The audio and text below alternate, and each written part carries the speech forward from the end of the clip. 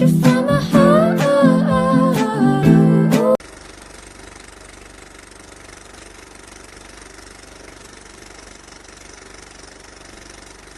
Halo Sehari, halo teman-teman semua. Kali ini kelompok 6 akan mempresentasikan mengenai PSAK 19 aset tidak berwujud. Sebelumnya, saya akan memperkenalkan anggota kelompok 6. Yang pertama ada Jenny Susanto, Anggi Kalengsa, Raihan Vicky Gunawan, Austin Fiorin, Catherine Visaka, Reza Yolanda, Monica Yuli Karim, dan saya sendiri Mariana. Baik, yang pertama ada tujuan dan ruang lingkup. Tujuannya untuk menentukan perlakuan akuntansi, mengukur jumlah tercatat, dan menentukan pengungkapan yang harus dilakukan bagi aset tidak berwujud. Ruang lingkup.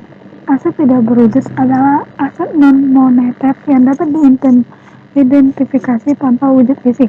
Hal yang dikecualikan dari penerapan PSAK 19, yang pertama wujud aset tidak berwujud yang diatur standar lain, yang kedua aset keuangan, instrumen keuangan, penyajian dan pengungkapan, yang ketiga hak penambangan dan sumber daya lain yang tidak dapat diperbarui.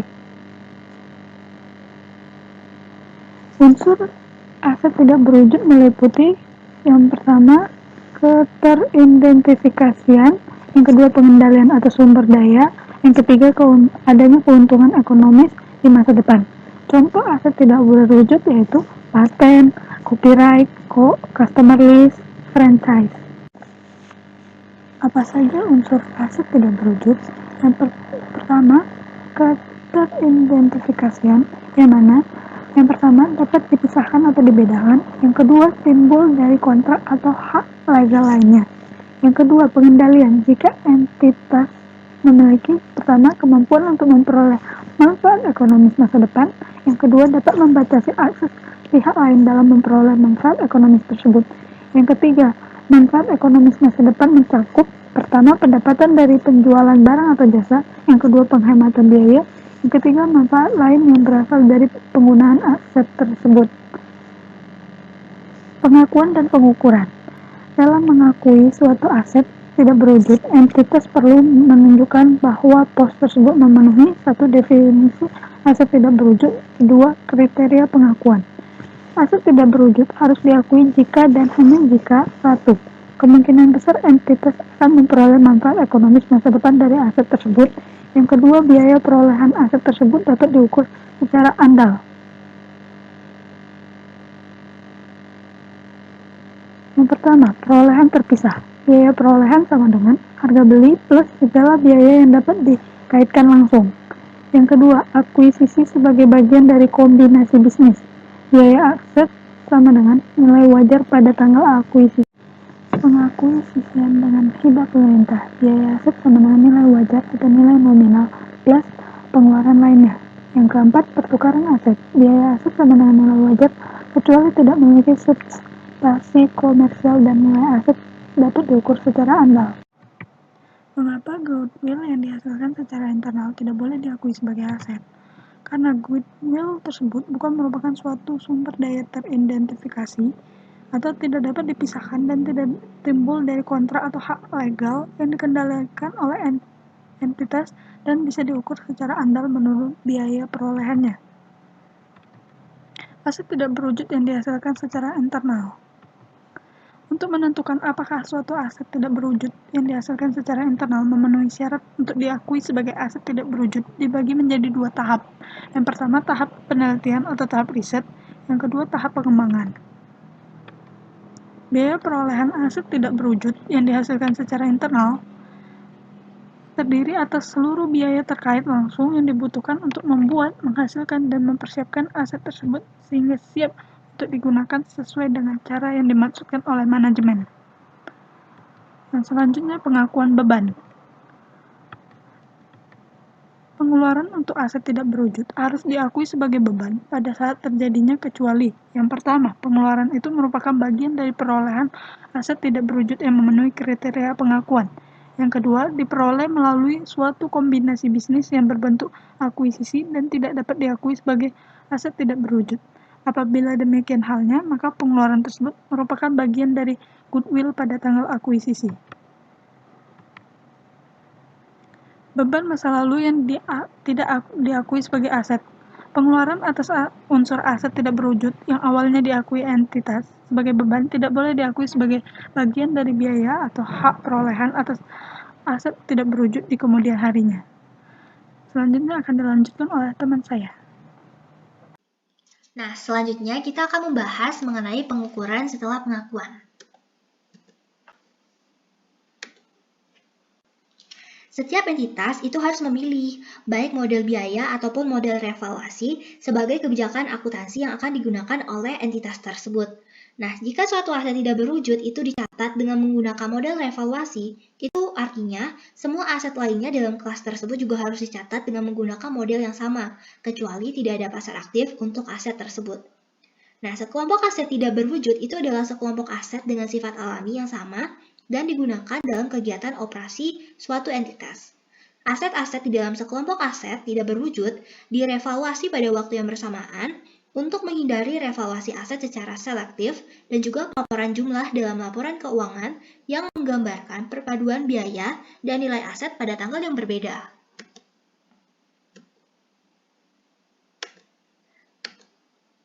Nah, dalam pengakuan dan pengukuran ini kita mengenal adanya dua metode atau dua model, yaitu yang pertama model biaya dan juga yang kedua adalah model revaluasi. Nah, dalam model biaya, setelah adanya pengakuan di awal, maka suatu aset tidak berwujud itu harus dinilai pada biaya perolehannya, lalu dikurangi oleh akumulasi penyusutan dan juga akumulasi kerugian atas penurunan nilai. Sedangkan pada model revaluasi, setelah terjadinya pengakuan awal, suatu aset tidak berwujud itu harus dinilai atas nilai revaluasinya, lalu dicatat pada nilai pasar pada saat tanggal revaluasi, kemudian dikurangi dengan nilai akumulasi penyusutan selanjutnya, dan juga akumulasi kerugian penurunan nilai aset selanjutnya. Untuk tujuan revaluasi, berdasarkan pernyataan ini, nilai wajar itu harus ditentukan dengan menggunakan referensi dari sebuah pasar aktif. Nah, revaluasi itu harus dilakukan secara rutin pada tiap akhir periode pelaporan, sehingga jumlah yang tercatat aset itu tidak memiliki perbedaan yang material dengan nilai wajarnya. Nah, dalam model revaluasi itu sendiri itu tidak memperbolehkan adanya dua hal. Yang pertama, revaluasi aset tidak berwujud yang sebelumnya belum pernah diakui sebagai aset. Dan yang kedua, pengakuan awal aset tidak berwujud pada jumlah tertentu selain dari biayanya. Kemudian selanjutnya kita akan membahas mengenai masa manfaat dari aset tidak berwujud. Nah, masa manfaat aset tidak berwujud itu kita bisa bagi menjadi dua macam. Yang pertama terbatas, dan yang kedua adalah masa manfaat tidak terbatas.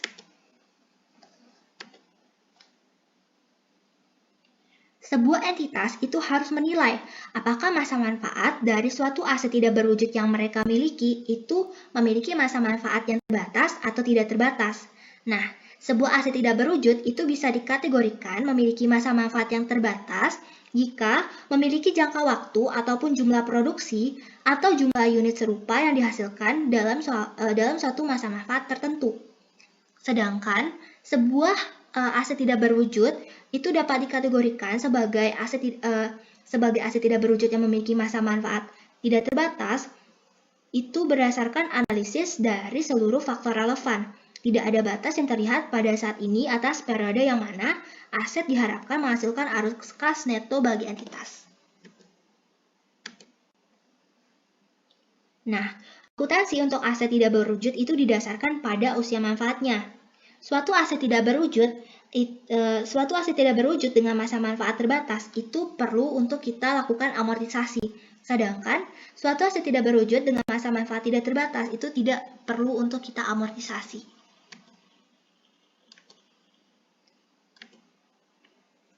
Ada beberapa faktor yang dapat kita gunakan untuk menentukan umur manfaat dari suatu aset tidak berwujud. Yang pertama adalah harapan manfaat aset bagi entitas dan apakah aset itu dapat dikelola secara efisien oleh tim manajemen lain. Yang kedua, tipe siklus hidup produk bagi aset dan juga informasi umum mengenai estimasi masa manfaat dari aset serupa yang digunakan untuk keperluan yang serupa. Yang ketiga, tingkat pengeluaran perawatan yang dibutuhkan untuk menghasilkan manfaat ekonomis masa depan dari suatu aset tersebut. Yang keempat, dari jenis teknis, teknologi, komersial, ataupun jenis lain dari keuangan.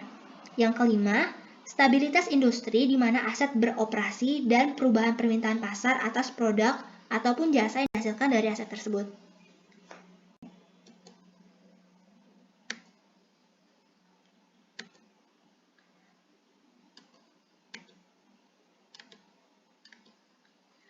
Dalam aset tidak berwujud dengan masa manfaat terbatas, itu kita mengenal adanya depresiasi dan juga amortisasi.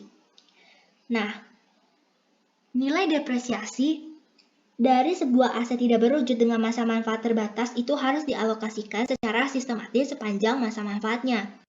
Sedangkan amortisasi itu juga harus dimulai ketika suatu aset tersebut sudah tersedia untuk digunakan atau ketika aset tersebut berada pada lokasi dan juga berada dalam kondisi untuk beroperasi.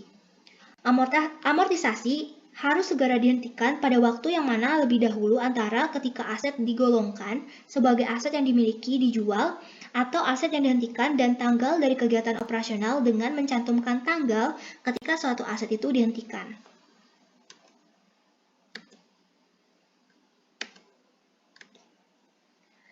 Nah, nilai residu suatu aset tidak berwujud itu seharusnya diasumsikan sama dengan 0, kecuali yang pertama, ada komitmen dari pihak ketiga untuk membeli aset tersebut pada akhir masa manfaatnya, atau yang kedua, ada pasar aktif bagi aset tersebut, dan nilai residu aset itu dapat ditentukan dengan mengacu pada harga yang berlaku di pasar tersebut, dan juga terdapat kemungkinan yang cukup besar bahwa pasar yang aktif tersebut akan tetap tersedia sampai akhir masa manfaat aset.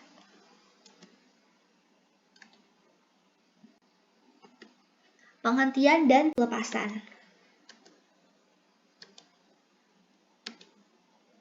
Suatu aset tidak berwujud itu harus dihentikan pengakuannya bila dalam proses pelepasan atau ketika tidak ada lagi manfaat ekonomis di masa depan yang diharapkan dari penggunaan atau pelepasannya. Adapun catatan dalam hal ini yaitu keuntungan atau kerugian itu muncul dari penghentian pengakuan suatu aset tidak berwujud itu harus ditetapkan sebagai perbedaan antara nilai bersih pelepasan, jika ada, dan nilai wajar dari aset tersebut. Hal tersebut harus diakui dalam laporan laba rugi ketika aset dihentikan pengakuannya dan keuntungan tidak boleh diakui sebagai pendapatan.